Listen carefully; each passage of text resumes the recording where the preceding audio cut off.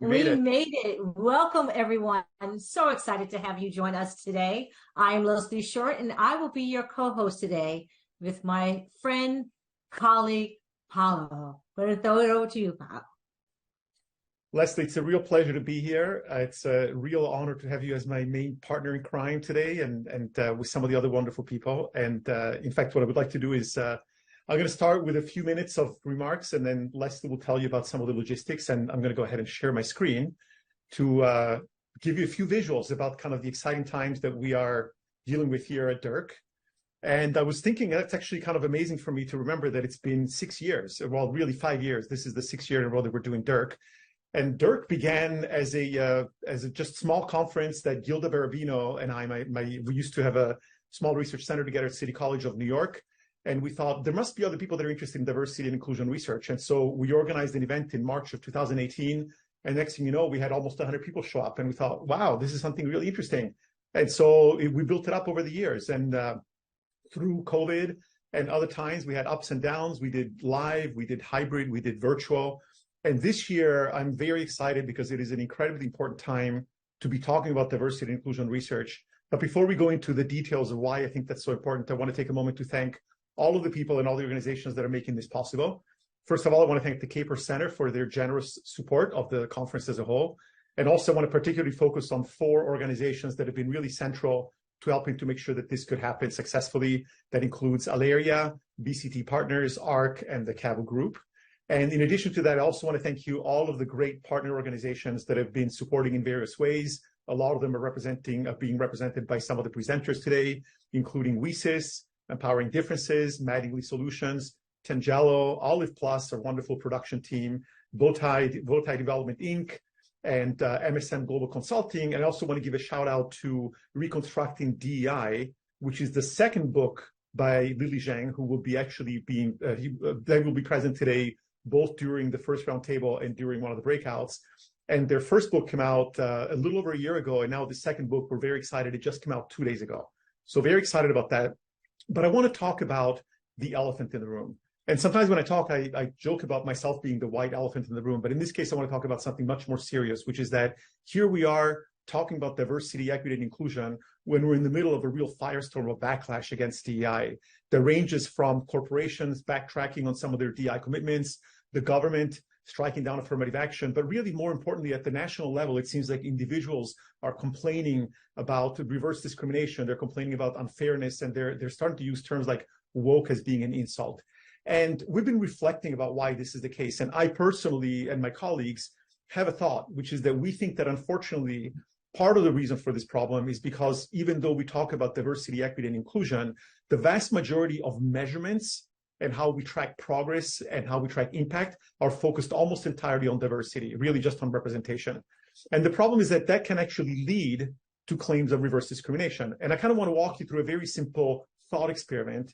And I ask you to imagine a hypothetical company that starts out today with 1,000 employees, of whom 20% are white women, 5% are women of color, and 5% are men of color, and the rest are white men. And so that's what the company looks like today. And imagine that the DEI office, Chief Diversity Officer, and the CEO come out and say, oh, look, we really believe in DEI. We're going to set these targets. We're going to achieve 30% women, 8% women of color, 8% men of color. And because DEI is so good for us, we expect to grow by 20% in 3 years. So that all sounds great, except that if you look at the numbers, you realize that to achieve those differences in representation, you would be picking up 46 men of color and women of color, 160 white women, and you would have to lose 52 men, which of course, if you're a white man, that sounds an awful lot like discrimination. It does not feel very good. Now, I happen to think that this argument is actually flawed, but it's partly our own fault for focusing so much on representation. Why do I think this is flawed? Because the reality is that what we're doing when we try to fix numbers, as so many people are trying to do, we're trying to fix the symptoms instead of the causes. So what we see, the lack of diversity and representation, is a symptom.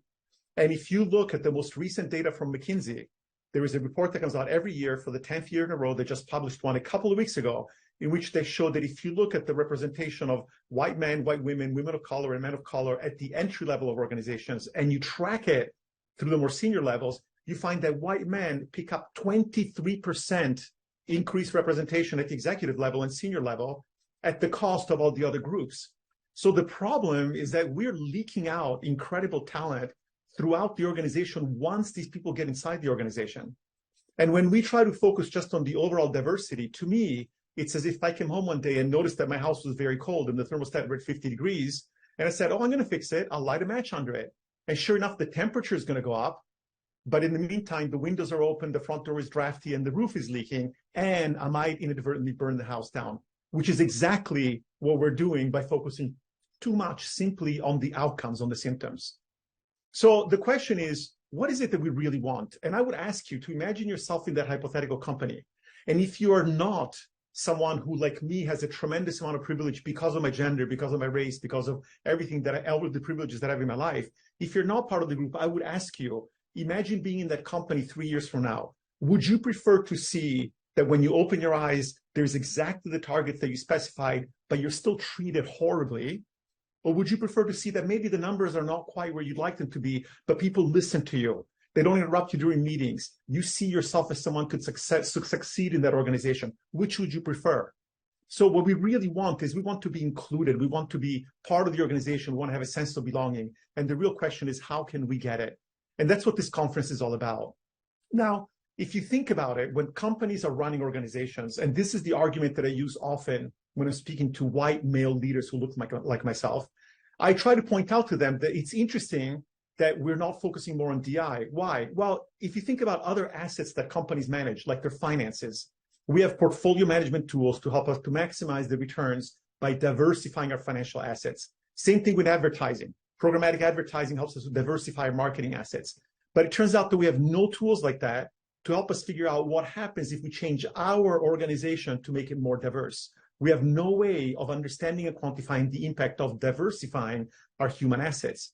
And this is a huge problem, because if you look at how much money every company in the United States spends on advertising in 1 year, every form of advertising and payroll, what most people don't realize is that payroll is 30 times bigger, which means that if you care about the efficiency of your assets and you have 10 people working on optimizing your marketing, you should have 300 people in your DI department, which right now sounds completely laughable.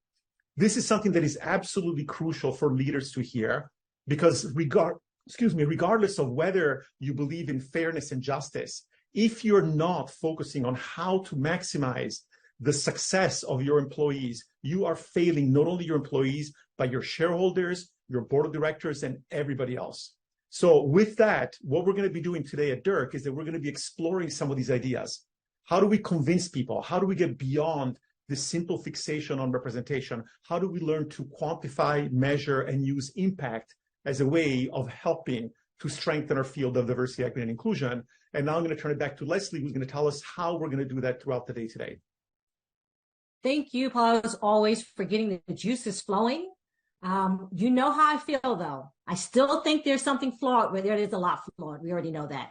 But if we don't stop using POC of color and break down what people of color or BIPOC and say Black, Indigenous, people of color, we really need to start breaking that down if we're really going to say we're going to measure of color, if that's what we're doing. But I'm going to get off my soapbox now. You know that we're spending 2 hours on that alone. And I'm going to share that's what this conference is really about, for us to have these real conversations and to be honest with each other as practitioners and as thought leaders in this industry.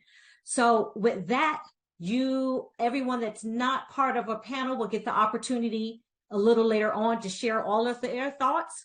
As the afternoon unfolds, let me share with you what's going to happen. For starters, if you need closed caption, it is available for you. That should have been announced a little earlier, but just so anyone that needs it, it is there.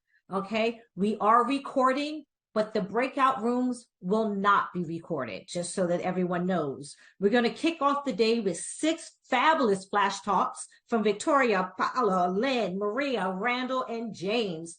Wait till you hear what everyone has to say. Amazing. They will be on shortly. They are going to share their work and how it ties into impact. But it's all going to be in various ways of how they are working within this industry. We will not be having Q&A after, sorry, but feel free to pop in questions or thoughts in the chat, and we will do our best to respond to them throughout the day. Once the flash talks are completed, we will move into the first roundtable. That's going to be led by Paolo and 4 other thought leaders. They will be setting the tone for the breakout rooms. So they will share, their conversation will lead into that. The breakout rooms are all about you. You get to share your thoughts, your opinions, do all of that, but you have to give us your top 3 thoughts, because I'm going to come back later and share that. After that first roundtable, we will take a break. There is a breakout room for you to network if you would like to, or just take a break. We'll come back at 3:45 for the second roundtable, which I will lead with 4 other thought leaders, and we are going to share your thoughts on the topics from the breakout room. So you don't want to miss that. At the end of that, there will be a survey for you to take. We would appreciate you if you would take a moment to fill that out. It's also going to be an invitation for you to be part of a council that would help build a DEI impact guide, a direction for all of us to maybe finally have a foundation for this industry, or at least help all of us with a roadmap. We will close out at 5. But before I start with the presentation, I would like to recognize that this week is, and please excuse me if I don't say it correctly, feel free to open your mic and say it correctly, Diwali, and it is Transgender Awareness Week. So we just wanted to recognize both of those. And I'm hoping my first presenter is ready.